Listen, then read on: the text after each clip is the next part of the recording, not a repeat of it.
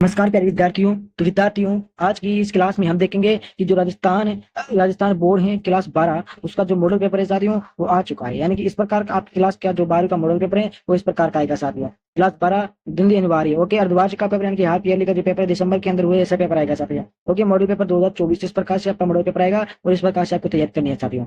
चलिए किस प्रकार से आपको तैयार करना है, किस प्रकार से आप सुनाएंगे, सारी बात आज की क्लास में कर लेंगे साथियों। तो कल हमने चर्चा की थी क्लास 12 में हिंदी साहित्य की, आज बात करेंगे हिंदी अनिवार्य की मॉडल पेपर है और ये पहला मॉडल पेपर है साथियों।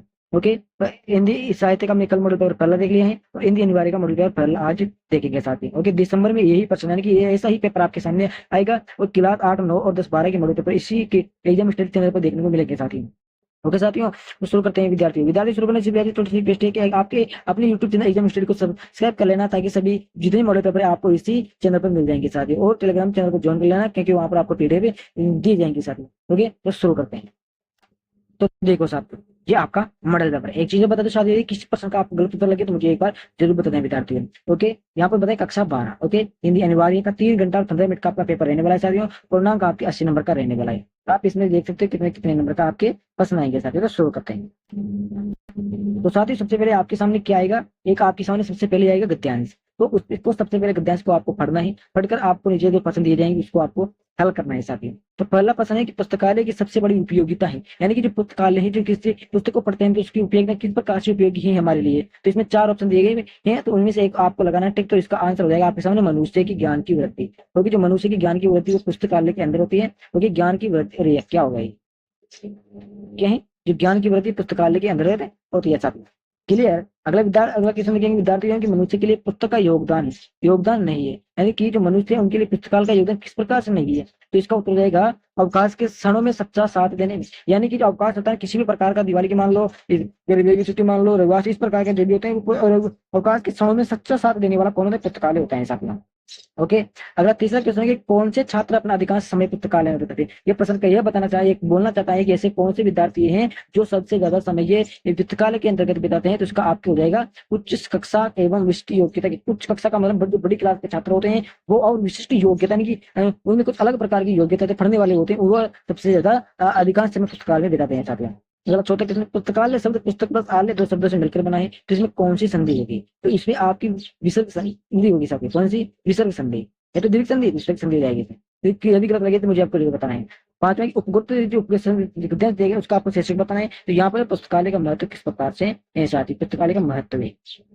छठा क्वेश्चन आपके सामने दिया गया है, यानी कि पहले का छठा कि अवकाश के समय में हमारा सत्ता साथी कौन होता है। तो पुस्तकालय होता है साथी। कौन होता है, पुस्तकालय होता है। अगला दूसरा गद्यांश आपके सामने है, एक पद्य का था, एक गद्य का था साथी।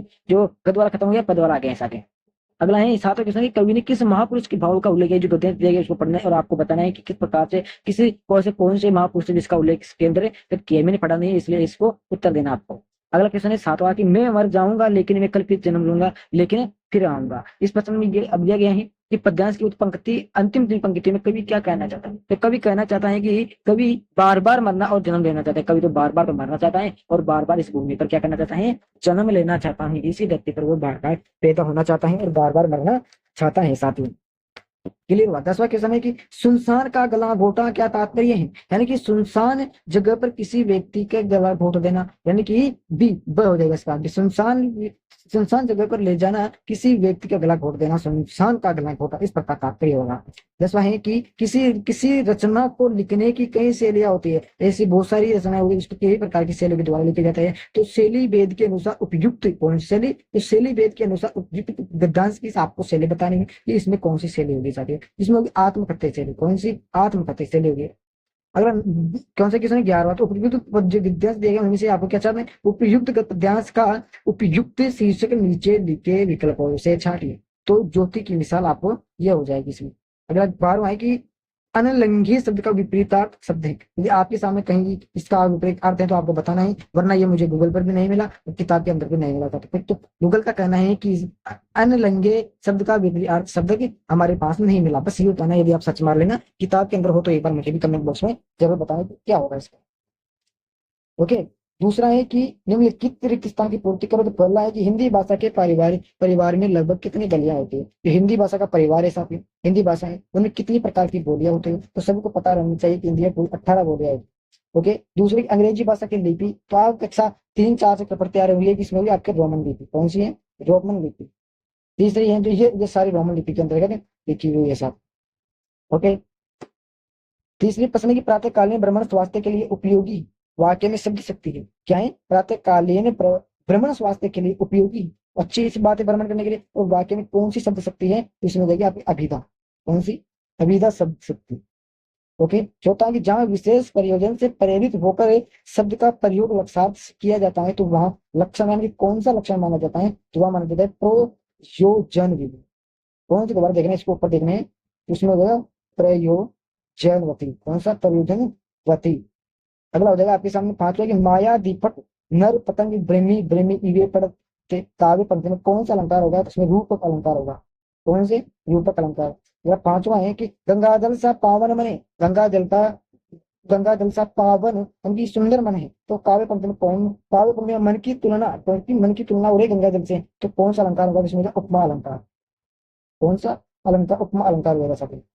अगर तीसरा कितना है, निम्नलिखित अधिक लघुरात्मक प्रश्नों को उत्तर एक पंक्ति में देना है, तो पहला हो जाएगा ऑप्शन में कोरम, क्या हो जाएगा, कोरम। तो कोरम शब्द का अर्थ इस प्रकार से, कोरम किसी सभा संसदीय समिति या कार्यकारिणी की बैठक में लिए आगत न्यूनतम आवश्यक सदस्यों की संख्या, इस प्रकार से इसका अर्थ परिभाषिक अर्थ हो जाएगा। यानी कि परिभाषिक शब्द इसका अर्थ बताने परिभाषित देख करके आगे दूसरा बी यानी कि फैक्ट, तो फैक्ट होता है कि व्यक्तियों समूह या देशों के बीच समझौता, इस प्रकार का जो भी कुछ समझौता होता है एक समझौता, तो उनसे फैक्ट कहते हैं।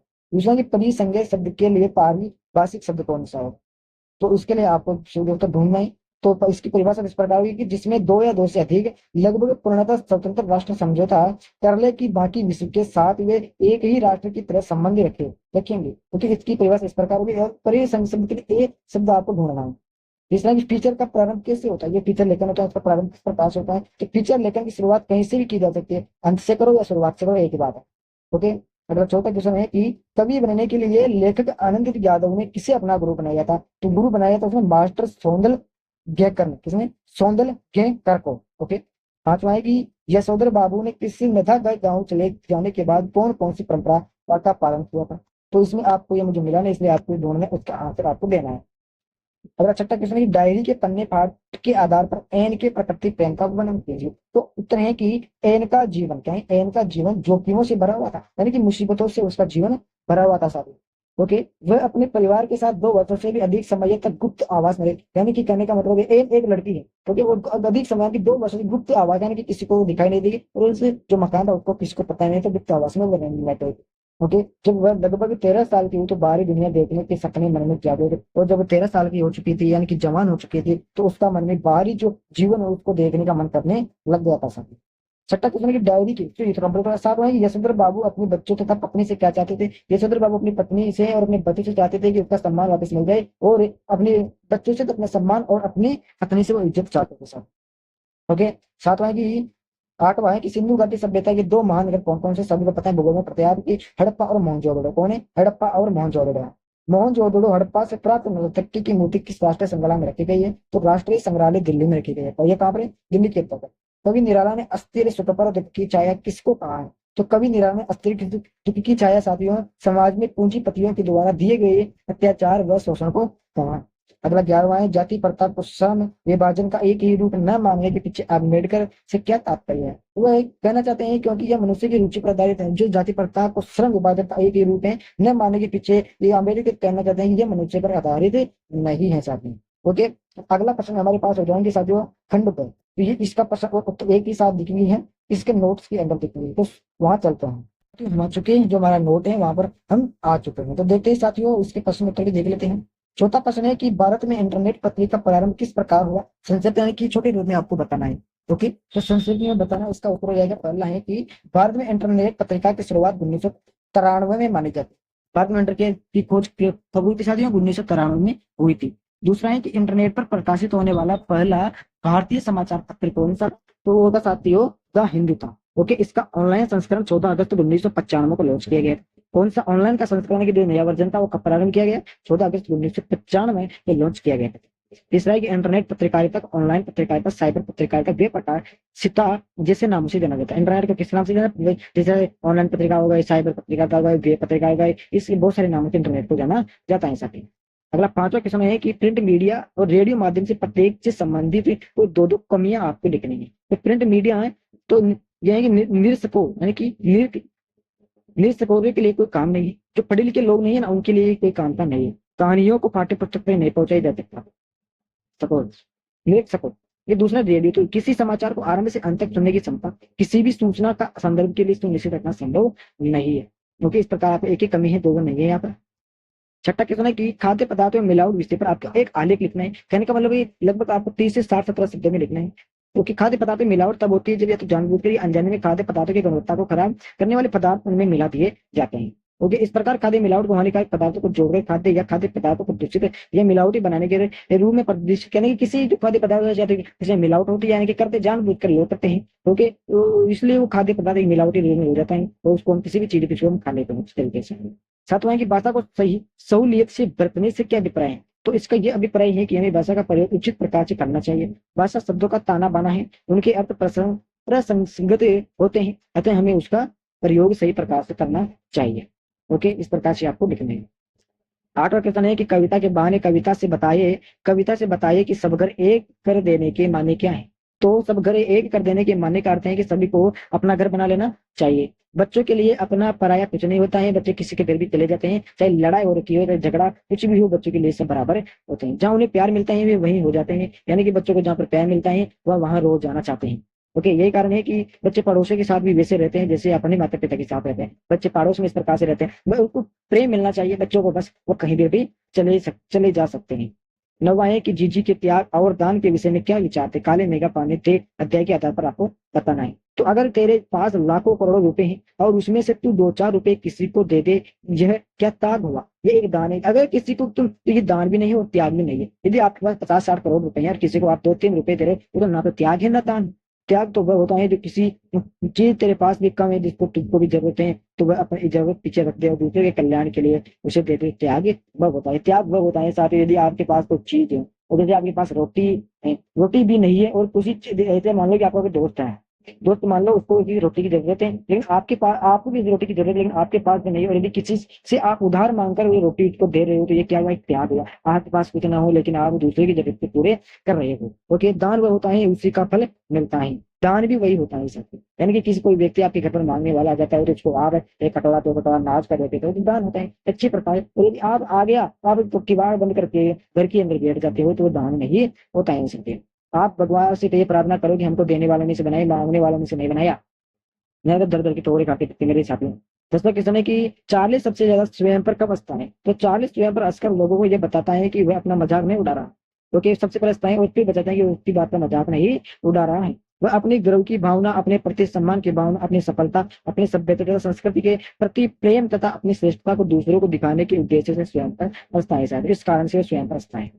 11वां क्वेश्चन होगा आपके सामने कि रुबाइया के आधार पर घर आंगन में दिवाली और राखी के दृश्य बिंब को अपने शब्दों में समझाना है। रुबाइया के आधार पर घर आंगन में दिवाली और राखी के दृश्य बिंब को अपने शब्दों में समझाना है। तो उत्तर है कि दिवाली के, पता नहीं कैसे क्या हो गया यार, पत्नी ने प्रश्न लगे तो प्रश्न उत्तर है। वाह वाह।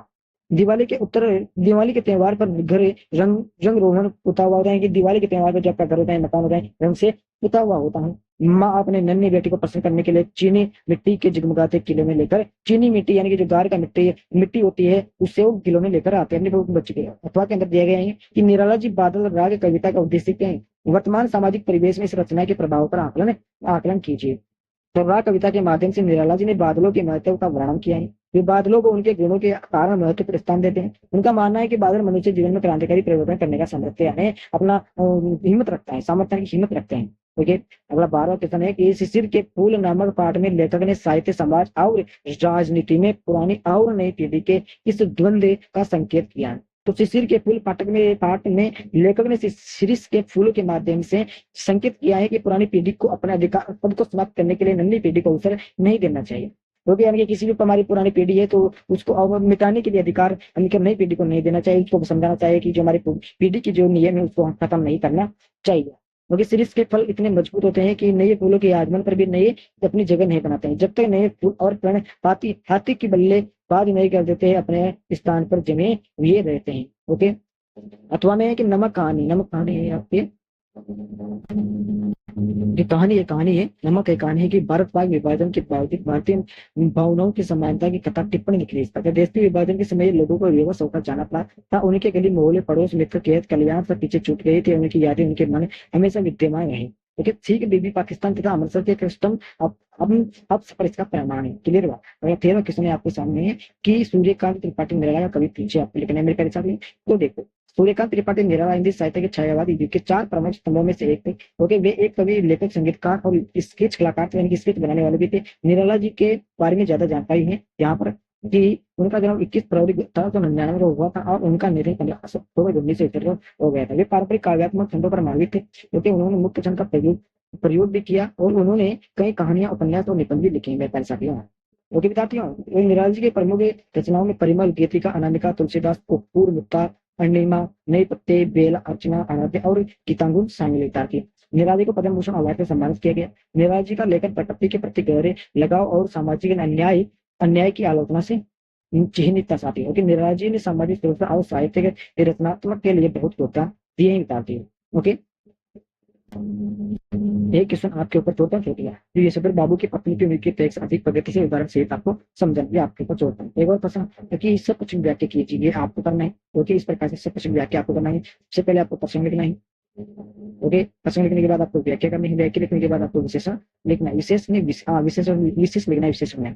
क्योंकि दो आपको सब व्याख्या करनी है और आपके सामने लास्ट क्वेश्चन आएगा एक 18 नंबर का निगेटिव में से किसी एक विषय पर आपको सारी की टिप्पणी लिखनी है कि निबंध लिखना है। ओके, चारों में से एक पर आपको एक पर लिख देना है। सब तीन समझाए पार्ट लिखा के जाना। तो साथियों, एक अच्छा लगे लाइक करना, शेयर करना, कमेंट सब्सक्राइब करके देना साथियों। सब्सक्राइब करना है और पीडीएफ आपको प्राप्त करना है जो चलेगा जो चैनल उसको देगा डिस्क्रिप्शन आपको लग जाएगा साथियों। जय हिंद, जय भारत।